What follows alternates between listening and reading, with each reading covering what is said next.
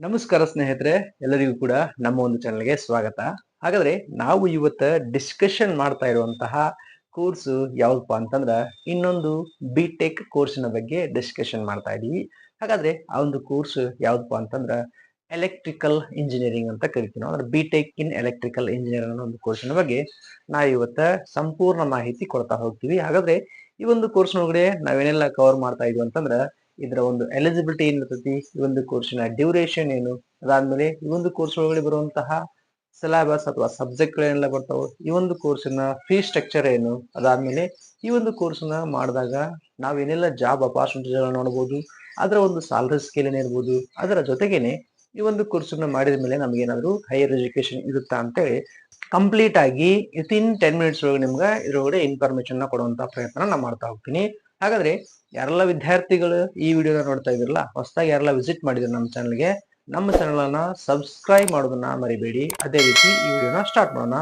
ಮೊದಲಿಗೆ ಈ ಒಂದು ಬಿ.ಟೆಕ್ ಎಲೆಕ್ಟ್ರಿಕಲ್ ಇಂಜಿನಿಯರಿಂಗ್ ಅಂದ್ರೆ ಕೋರ್ಸ್ ಯಾವುದರ ಮೇಲೆ ಬ್ಲೆಂಡ್ ಆಗಿರ್ತಂದ್ರೆ ಕಂಪ್ಲೀಟ್ ಆಗಿ ಎಲೆಕ್ಟ್ರಿಸಿಟಿ ಅಥವಾ ಎಲೆಕ್ಟ್ರೋಮ್ಯಾಗ್ನೆಟಿಕ್ ಅಥವಾ ಎಲೆಕ್ಟ್ರಿಕಲ್ ಡಿಸೈನ್ ಅಥವಾ ಎಲೆಕ್ಟ್ರಿಕಲ್ ಮಷಿನ್ಗಳು ಅವ್ರ ಮೇಲೆ ಕಂಪ್ಲೀಟ್ ಆಗಿ ಬ್ಲೆಂಡ್ ಆಗಿರೋದು. ಒಂದು ಎಕ್ಸಾಂಪಲ್ ಈಗ ಎಲೆಕ್ಟ್ರಿಕಲ್ ಮ್ಯಾನುಫ್ಯಾಕ್ಚರಿಂಗ್ ಮಾಡಬಹುದು, ಏನೋ ಒಂದು ಡಿಸೈನ್ ಮಾಡಿ ಆ ಒಂದು ಮಷಿನ್ಗಳನ್ನಾಗಿರ್ಬೋದು ಅಥವಾ ಈ ಪವರ್ ರಿನ್ಯೂವಬಲ್ ಸಿಸ್ಟಮ್ ಆಗಿರ್ಬೋದು, ಎಲ್ಲದರೊಳಗಡೆ ಎಲೆಕ್ಟ್ರಿಸಿಟಿ ಮೇಲೆ ಡಿಪೆಂಡ್ ಆಗಿರುವಂತಹ ಟಾಪಿಕ್ಸ್ ಗಳು ಇದರೊಳಗಡೆ ಬರ್ತಾವು.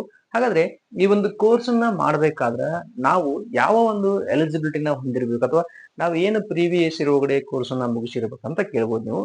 ಸೊ ಇದರ ಎಲಿಜಿಬಿಲಿಟಿ ಬಂದ್ಬಿಟ್ಟು ನಾವು PUC ಸೈನ್ಸ್ ಒಳಗಡೆ ಪಾಸ್ ಆಗಿರ್ಬೇಕು. ನಮ್ಮ ಒಂದು ಕಾಂಬಿನೇಷನ್ ಫಿಸಿಕ್ಸ್, ಕೆಮಿಸ್ಟ್ರಿ ಹಾಗೂ ಬಯಾಲಜಿ, ಮ್ಯಾಥಮೆಟಿಕ್ಸ್ ಅನ್ನ ಹೊಂದಿರಬೇಕಾಗ್ತದೆ. ಮ್ಯಾಥಮೆಟಿಕ್ಸ್ ಹಾಗೂ ಫಿಸಿಕ್ಸ್, ಕೆಮಿಸ್ಟ್ರಿ ಬಹಳ ಇಂಪಾರ್ಟೆಂಟ್ ಆಗುತ್ತೆ. ಅಂದ್ರೆ ಯಾವ್ಯಾವ ಸ್ಟ್ರೀಮ್ ತಗೋಬಹುದು ಅಂದ್ರೆ ನಾವಿಲ್ಲಿ ಒಂದು PCMB ಆಗಿರ್ಬೋದು ಅಥವಾ PCM ಆಗಿರ್ಬೋದು ಅಥವಾ PCMC, PCME ಈ ಒಂದು ಕಾಂಬಿನೇಷನ್ ತಗೊಂಡಾಗ ನಾವು ಈ ಒಂದು ಕೋರ್ಸ್ ಅನ್ನ ಮಾಡಬಹುದು. ಅದರ ಜೊತೆಗೇನೆ ನಾವು ಈ ಕೋರ್ಸ್ ಅನ್ನ ಮಾಡ್ಬೇಕಾದ್ರೆ ನಮ್ಮ ಪ್ರೀವಿಯಸ್ ಇಯರ್ ಪರ್ಸೆಂಟೇಜ್ ಎಷ್ಟಿರ್ಬೇಕ್ರಿ ಅಂತ ಕೇಳ್ಬೋದು ನೀವು. ಸೊ ನಮ್ಮ ಪ್ರೀವಿಯಸ್ ಇಯರ್ ಪರ್ಸೆಂಟೇಜ್ ಅಪ್ರಾಕ್ಸಿಮೇಟ್ಲಿ 50 ಇಂದ 60% ಅನ್ನ ಹೊಂದಿರಬೇಕು. ಅಂದಾಗ ನಾವು ಈ ಕೋರ್ಸ್ಗೆ ಎಲಿಜಿಬಲ್ ಆಗ್ತೀವಿ. ಅದಾದ್ಮೇಲೆ ಈ ಒಂದು ಕೋರ್ಸ್ ಅನ್ನ ಮಾಡ್ಬೇಕಾದ್ರೆ ನಾವು ಏನೆಲ್ಲ ಎಂಟ್ರನ್ಸ್ ಎಕ್ಸಾಮ್ ಗಳನ್ನ ಬರಿತೀವಿ ಅಂತ ಕೇಳ್ಬೋದು ನೀವು.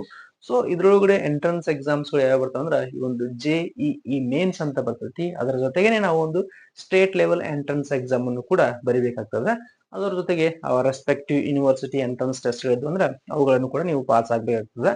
ಅಂದಾಗ ನೀವು ಎಲಿಜಿಬಲ್ ಆಗ್ತೀರಿ ಆ ಒಂದು ಕೋರ್ಸ್ ಅನ್ನ ಮಾಡ್ಲಿಕ್ಕೆ. ಓಕೆ, ಸೊ ಅದಾದ್ಮೇಲೆ ಏನಪ್ಪಾ ಅಂತಂದ್ರೆ ನೆಕ್ಸ್ಟ್ ಈ ಒಂದು ಕೋರ್ಸ್ ಅನ್ನ ಮಾಡಿದ್ವಿ ನಾವು. ಇದ್ರೊಳಗಡೆ ಈಗ ನಮ್ಗೆ ಇದನ್ನ ಹೇಳಿದ್ರಿ, ಎಲಿಜಿಬಿಲಿಟಿನ ಹೇಳಿದ್ರಿ, ಇದರ ಒಂದು ಫೀಸ್ ಸ್ಟ್ರಕ್ಚರ್ ಎಷ್ಟಿರ್ತದೆ ಅಂತ ಕೇಳ್ಬೋದು ನೀವು. ಸೊ ನೀವೇನಾದ್ರೂ ಗೌರ್ಮೆಂಟ್ ಸೀಟ್ ಅನ್ನ ಮಾಡಿದಾಗ ನಿಮ್ದು ಅಪ್ರಾಕ್ಸಿಮೇಟ್ಲಿ ಆ ಒಂದು ವರ್ಷಕ್ಕೆ ಇದರ ಫೀಸ್ 50K ಇರ್ತಂದ್ರೆ 50,000 ಇರ್ತೈತಿ. ಎವರೇಜ್ ಟೋಟಲ್ ಫೀಸ್ ನಿಮ್ದು ಅಪ್ರಾಕ್ಸಿಮೇಟ್ಲಿ 2 ಲ್ಯಾಕ್ ಅಥವಾ 2.5 ಲ್ಯಾಕ್ ನಿಮ್ದು ಆಗ್ತದೆ. ಅದಾದ್ಮೇಲೆ ನೀವು ಪ್ರೈವೇಟ್ ಸೆಕ್ಟರ್ ಒಳಗಡೆ ನೀವು ಸೀಟ್ಗಳನ್ನ ತಗೊಂಡ್ರೆ ಅಪ್ರಾಕ್ಸಿಮೇಟ್ಲಿ ಪರ್ ಇಯರ್ 5 ಲ್ಯಾಕ್ ಇರ್ತೈತಿ ನಿಮ್ದು. ಅಂದ್ರೆ ಒಂದು ನೀವು ಕಂಪ್ಲೀಟ್ ಆಗಿ ಕೋರ್ಸ್ ನ ಮುಗಿಸೋಕೆ 20 ಇಂದ 25 ಲ್ಯಾಕ್ ನಿಮ್ದು ಒಂದು ಫೀಸ್ ಬರ್ಬೋದು. ಸೊ ಅದಾದ್ಮೇಲೆ ನೆಕ್ಸ್ಟ್ ಏನಪ್ಪಾ ಅಂತಂದ್ರೆ ಈ ಒಂದು ಕೋರ್ಸ್ ನ ಮಾಡ್ಲಿಕ್ಕೆ ನಮಗ ಎಷ್ಟು ವರ್ಷ ನೀವು ಇದನ್ನ ಕಲಿಬೇಕಾಗ್ತದ್ರಿ? ಈ ಕೋರ್ಸ್ ನ ಮಾಡಿದೀವಿ ನಾವೀಗ, ಇದರ ಡ್ಯೂರೇಷನ್ ಎಷ್ಟು ವರ್ಷ ಇರ್ತದೆ ಅಂತ ಕೇಳ್ಬೋದು ನೀವು.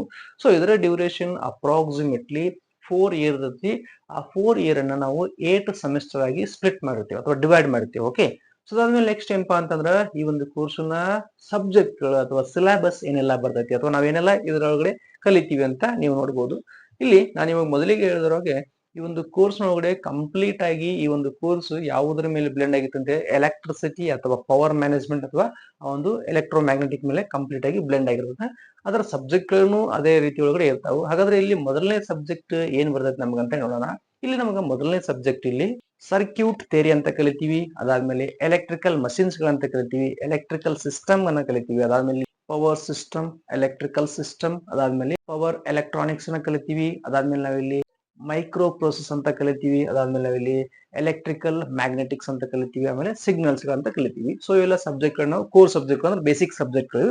ಇದನ್ನ ಹೊರತುಪಡಿಸಿ ಇನ್ನೊಂದಿಷ್ಟು ಸಬ್ಜೆಕ್ಟ್ ಗಳನ್ನ ಕಲಿತೀವಿ. ಅದನ್ನ ನಾವು ಥಿಯರಿಟಿಕಲ್ ಆಗಿ ನೋಡಕ್ ಬರ್ತದೆ. ಅದಾದ್ಮೇಲೆ ನೆಕ್ಸ್ಟ್ ಏನಪ್ಪಾ ಅಂತಂದ್ರೆ ಇಲ್ಲಿ ನಾವು ಈ ಕೋರ್ಸ್ ಅನ್ನ ಮಾಡಿದಾಗ ನಮಗೆ ಪ್ರಾಕ್ಟಿಕಲ್ ಅಥವಾ ಲ್ಯಾಬ್ ಎಕ್ಸ್ಪೋಸಲ್ ಇರುತ್ತಾ ಅಂತ ಕೇಳ್ಬೋದು. ಸೊ ಡೆಫಿನೆಟ್ಲಿ ನಿಮಗೂ ಕೂಡ ಪ್ರಾಕ್ಟಿಕಲ್ ಅಥವಾ ಟ್ರೈನಿಂಗ್ ಅಂತ ಇರ್ತೈತಿ.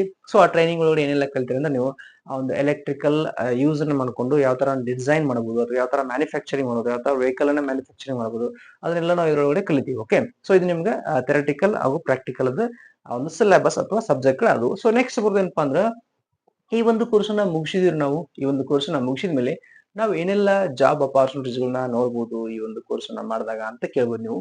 ಸೊ ಇದ್ರೊಳಗಡೆ ನಿಮ್ಗೆ ಜಾಬ್ ಅಪಾರ್ಚುನಿಟಿಗಳು ಏನೆಲ್ಲ ಬರ್ತಾವ ಅಂತಂದ್ರ ಮೊದಲನೇ ಕೆಲಸ ನಿಮಗೆ ಇಲ್ಲಿ ಆ ಒಂದು ಪವರ್ ಸಿಸ್ಟಮ್ ಇಂಜಿನಿಯರ್ ಆಗಿ ಕೆಲಸ ಮಾಡಬಹುದು, ಆಮೇಲೆ ಕಂಟ್ರೋಲ್ ಸಿಸ್ಟಮ್ ಇಂಜಿನಿಯರ್ ಆಗಿ ಕೆಲಸ ಮಾಡಬಹುದು, ಆಮೇಲೆ ಇಲ್ಲಿ ಎಲೆಕ್ಟ್ರಿಕಲ್ ಡಿಸೈನ್ ಸಿಸ್ಟಮ್ ಇಂಜಿನಿಯರ್ ಆಗಿ ಕೆಲಸ ಮಾಡಬಹುದು, ಆಮೇಲೆ ನಾವಿಲ್ಲಿ ಪವರ್ ಎಲೆಕ್ಟ್ರಿಕಲ್ ಇಂಜಿನಿಯರ್ ಆಗಿ ಕೆಲಸ ಮಾಡಬಹುದು, ಪ್ರಾಜೆಕ್ಟ್ ಇಂಜಿನಿಯರ್ ಆಗಿ ಕೆಲಸ ಮಾಡಬಹುದು, ಅದಾದ್ಮೇಲೆ ನಾವಿಲ್ಲಿ ಎಲೆಕ್ಟ್ರಿಕಲ್ ವೆಹಿಕಲ್ಸ್ ಮ್ಯಾನುಫ್ಯಾಕ್ಚರಿಂಗ್ ಇಂಜಿನಿಯರ್ ಆಗಿ ಕೆಲಸ ಮಾಡಬಹುದು, ಆಮೇಲೆ ರೋಬೋಟಿಕ್ ಇಂಜಿನಿಯರ್ ಆಗಿ ಕೆಲಸ ಮಾಡಬಹುದು, ಅದಾದ್ಮೇಲೆ ನಾವಿಲ್ಲಿ ಲಾರ್ಜ್ ಸ್ಕೇಲ್ ಎಲೆಕ್ಟ್ರಿಷಿಯನ್ ಇನ್ಸ್ಟಾಲೇಷನ್ ಒಳಗಡೆ ವರ್ಕ್ ಮಾಡಬಹುದು ಎಂಪ್ಲಾಯ್. ಅದಾದ್ಮೇಲೆ ನಾವಿಲ್ಲಿ ಪವರ್ ಸಪ್ಲೈ ಒಳಗಡೆ ಕೆಲಸ ಮಾಡಬಹುದು, ಅದಾದ್ಮೇಲೆ ನಾವು ರಿನ್ಯೂವಲ್ ಎನರ್ಜಿ ಸಿಸ್ಟಮ್ ಅಥವಾ ರಿನ್ಯೂವಲ್ ಎನರ್ಜಿ ಕಂಪನೀಸ್ ಒಳಗಡೆ ಕೂಡ ನಾವು ಕೆಲಸ ಮಾಡಬಹುದು. ಈ ತರ ನಮ್ಗೆ ಬಹಳಷ್ಟು ಜಾಬ್ ಅಪಾರ್ಚುನಿಟಿಗಳು ಇದ್ರೊಳಗಡೆ ಇರ್ತಾವು. ಸೊ ಅದಾದ್ಮೇಲೆ ನೆಕ್ಸ್ಟ್ ಏನಪ್ಪಾ ಅಂತಂದ್ರೆ ಇಲ್ಲಿ ಈ ಒಂದು ಕೋರ್ಸ್ ನ ಮಾಡಿದೀವಿ, ಇದ್ರ ಜಾಬ್ ಅಪಾರ್ಚುನಿಟೀಸ್ ಹೇಳಿದ್ರಿ. ನಮ್ಗ ಈ ಒಂದು ಜಾಬ್ ನ ಮಾಡ್ಬೇಕಾದ್ರ ನಮ್ಮ ಸ್ಯಾಲರಿ ಸ್ಕೇಲ್ ಯಾವ ತರ ಇರ್ತೈತ್ರಿ ಅಂತ ಕೇಳ್ಬೋದು. ಸೊ ನೋಡ್ಬೋದು ನೀವು ಇಲ್ಲಿ ನಾವು ಯಾವ ಒಂದು ಕಂಪನಿ ಅಥವಾ ಯಾವ ಒಂದು ಕೆಲಸನ ಮಾಡ್ತೀವಲ್ಲ ಅದರ ಮೇಲೆ ನಮ್ದು ಸ್ಯಾಲರಿ ಡಿಪೆಂಡ್ ಆಗಿರ್ತದೆ. ಅಂದ್ರೆ ಎಕ್ಸಾಂಪಲ್ ಈಗ ನಾವೇನಾದ್ರು ಎಲೆಕ್ಟ್ರಿಕಲ್ ಇಂಜಿನಿಯರ್ ಇದೀವೋ, ಪವರ್ ಇಂಜಿನಿಯರ್ ಇದೀವೋ ಅಥವಾ